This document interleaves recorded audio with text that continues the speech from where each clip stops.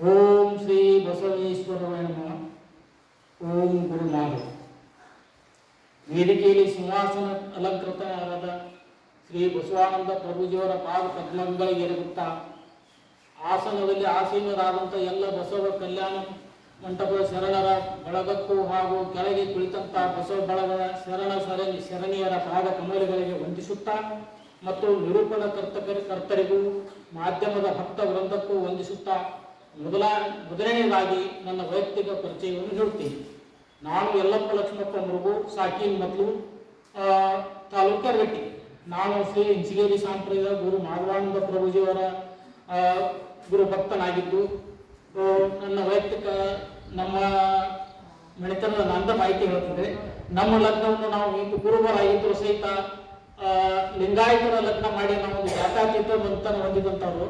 ಮುಂದೆ ಅದೇ ಪ್ರಕಾರ ನಮ್ಮ ಅಣ್ಣನ ಮಕ್ಕಳು ನಮ್ಮ ಅಣ್ಣನ ಹೆಂಡಂದಿರು ಸಹಿತ ಲಿಂಗಾಯತ ಮಣಿತನದವರು. ನಾವು ಇದನ್ನೊಂದು ಜಾತ್ಯಾತೀತತೆಯನ್ನು ನಾನು ವೈಯಕ್ತಿಕ ಮಣಿತನಕ್ಕೆ ಅಳವಡಿಸಿಕೊಂಡಿದ್ದು ಹೇಳಲಿಕ್ಕೆ ನಮಗೆ ತುಂಬ ಹೆಮ್ಮೆ ಅನಿಸುತ್ತದೆ.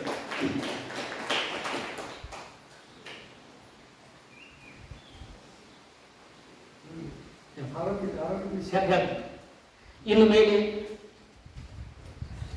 ನನಗೆ 19 ವರ್ಷದಿಂದ ಶುಗರ್ ಕಾಯಿಲೆ ಹೊಂದಿದ್ದು ಮತ್ತು ಹಾರ್ಟ್ ಸಮಸ್ಯೆ ಇದ್ದು, ಇದರ ಔಷಧ ಇಂಗ್ಲಿಷ್ ಮೆಡಿಸಿನ್ ಪ್ರತಿನಿತ್ಯ ಉಪಯೋಗಿಸಿ ಪರಿಣಾಮ ಪಚನ ಕ್ರಿಯೆ ಬಂದಾಗಿ 2 ವರ್ಷದವರೆಗೆ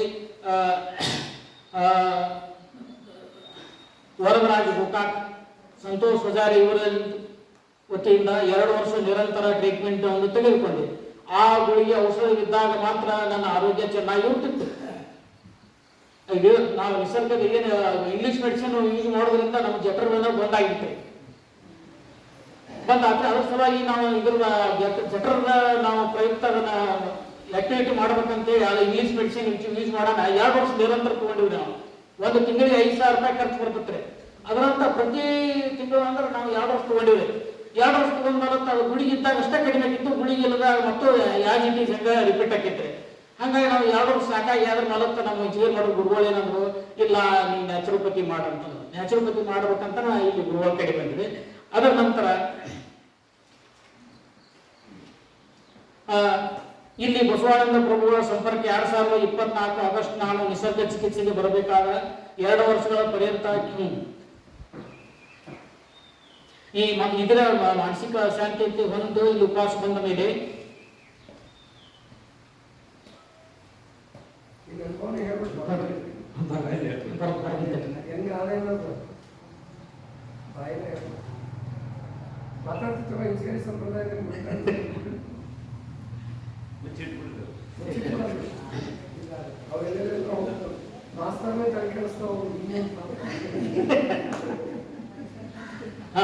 ಇಲ್ಲಿ ಬಂದು ಔಷಧ ಮಾತ್ರ ಗ್ಯಾಸ್ ಸಮಸ್ಯೆ ಕಡಿಮೆ ಆಗುತ್ತಾ, ಔಷಧ ಮುಗಿದ ತಕ್ಷಣ ಹಾಜರನಾಗುತ್ತಿತ್ತು. ಶಾಂತಿ ಉಂಟಾಗಿದ್ದ ನಮ್ಮ ಗುರುಗಳ ಸಲಹೆ ಮೇರೆಗೆ ಮಹಾಮಣಿಗೆ ಬಂದು ಚಿಕಿತ್ಸೆ ಪಡೆಯುವ ಅಷ್ಟಕ್ಕೂ ಕಡಿಮೆ ಆಗಲಿಲ್ಲ. ಇಲ್ಲಿ 1 ತಿಂಗಳು ಇದ್ದ ನಾವು ನಿಸರ್ಗ ಚಿಕಿತ್ಸೆ ತಗೊಂಡ್ರೆ ಮೂಲಕ ಆದ್ರೂ ಮತ್ತೆ ಇಲ್ಲಿ ಕಡಿಮೆ ಅನಿಸಿದ ಮೂಲಕ ಅಲ್ಲಿ ಊರಾಗ ಹೋಗಿ 2 ತಿಂಗಳು ಪ್ರತಿನಿತ್ಯ ಕಂಟಿನ್ಯೂ ಮಾಡಿದ್ರಿ. ಮುಂಜಾನೆ ನಾವು ಊಟ ಮಾಡ್ತಾಕಿದ್ದು ಗುರುಗಳ ಆಜ್ಞೆ ಮೇರೆಗೆ ಮುಂಜಾನೆ ಹಣ್ಣು ತಿಂತಿದ್ರಿ. ಮಧ್ಯಾಹ್ನ 1-1:30 ಸುಮಾರು 2 ಅಥವಾ 3 ರೊಟ್ಟಿ, ಅದರ 2 ಪಟ್ಟು ತರಕಾರಿ ಯೂಸ್ ಮಾಡ್ತಿದ್ದೆ ನಾನು.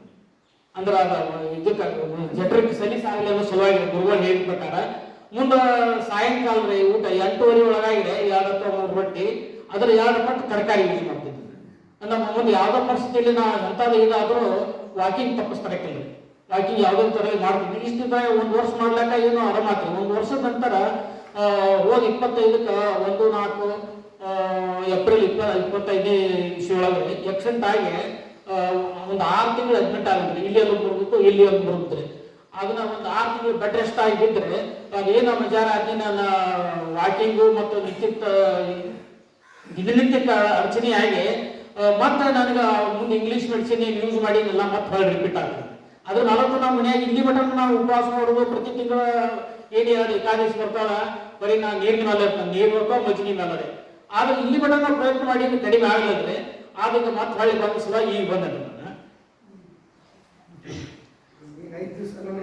ಈಗ ಇಲ್ಲಿ 5 ದಿವಸ ಆದ್ರೆ ಬಂದ. ಇನ್ನೂ 10 ದಿನ ಮಾಡಿ 15 ದಿನದ ಒಂದು ಕೋರ್ಸ್ ಕಂಪಲ್ಸರಿ ಮಾಡ್ಕೊಂಡು ಹೋಗ್ಬೇಕು ಮಾಡಿದ್ರಿ. ಮತ್ತೆ ಇನ್ನೊಂದ್ರೆ ಗುರುಗಳ ಗಣ ವ್ಯಕ್ತಿತ್ವದ ಬಗ್ಗೆ ಎರಡು ಮಾತು ಹೇಳ್ಬೇಕಂತ ಹೇಳ್ತಂದ್ರೆ, ಮಹಾಭಾರತದಲ್ಲಿ ಗಾಂಧಾರಿ ಮಾತೆಯು ತನ್ನ ಮಗನಿಗೆ ವೈಯಕ್ತಿಕವಾಗಿ ಏನ್ ಮಾಡಿದ್ರೆ, ತನ್ನ ಕಣ್ಣಿನ ಕಟ್ಟನ್ನು ಬಿಚ್ಚಿ ಮಗನನ್ನು ವಜ್ರದೇ ಏನಾಗಿ ಮಾಡಿರ್ಬೋದು ಗಾಂಧಾರಿ ದೇವಿ. ಆದ್ರೆ ನಮ್ಮ ಮಹಾಮಣಿ ಗುರುಗಳಾದ ಬಸವಾನಂದ ಮಹಾಪ್ರಭುಗಳು ತಮ್ಮ ದಿವ್ಯ ಅಂತರ್ಗತ ಜ್ಞಾನ ದೃಷ್ಟಿಯಿಂದ ಲಕ್ಷಾಂತರ ಜನರ ಮೇಲೆ ತಮ್ಮ ದಿವ್ಯ ಜ್ಞಾನ ದೃಷ್ಟಿಯನ್ನು ಬೀರಿ ಎಲ್ಲ ಭಕ್ತರನ್ನು ನಿರೋಗಿಗಳನ್ನಾಗಿಸುವ ದೊಡ್ಡ ಮಹಾನ್ ಕಾರ್ಯವನ್ನು ಮುನ್ನಡೆಸಿಕೊಂಡು ಹೊರಟಿರುತ್ತಾರೆ. ದೇಶದ ರಾಜ್ಯ ನಾನಾ ಭಾಗಗಳಲ್ಲಿ ನಿಸರ್ಗ ಚಿಕಿತ್ಸೆಗಳಿವೆ.